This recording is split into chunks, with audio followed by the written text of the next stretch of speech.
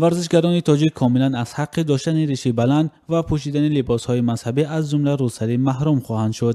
بر اساس طرح کدکس آداب ورزشکاران تاجیک که بار اول از طرف کمیته جوانان آماده و برای بررسی پیشنهاد شده است، ورزشکاران اینچنین نباید موی سری بلند و ناخن‌های دراز داشته باشند.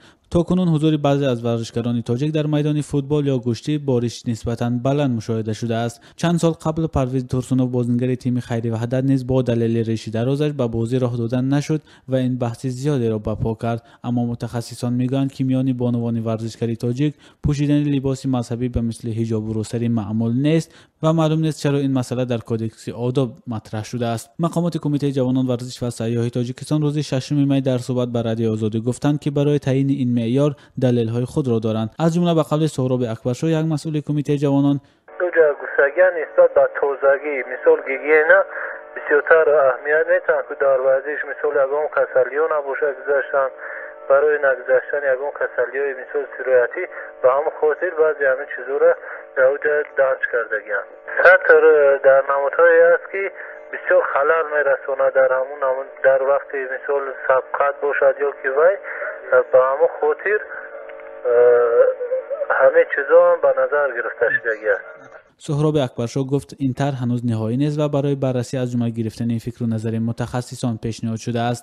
برای بله حتمی است. به همون خاطری که در چند شورابینی‌های بزرگی که گذشته در داخل جمهوری بعضی ورزشکاران با به ترتیبی ها ممکن شما بعضی آگاه نکه به همون خاطر ضرورت تهیه همین لایحه مثال اومد. در حالی که بعضی از ورزشکاران از وجود کدکس آداب طرفداری کردند، اما برخی از آنها میگویند موضوع ریش و روسری در این مورد مثل تراشه از بام افتاده است. با این حال بسیاری از آنها نخواستند که نامناسبشان برده شود.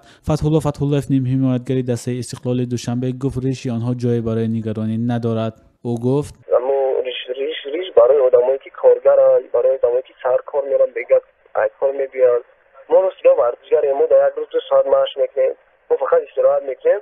با فکر من یگان جای بیزگی نداره، نمیدونم خیلی این چیز رو از طرف دولت گفته باشن ما باید رعایت کنیم.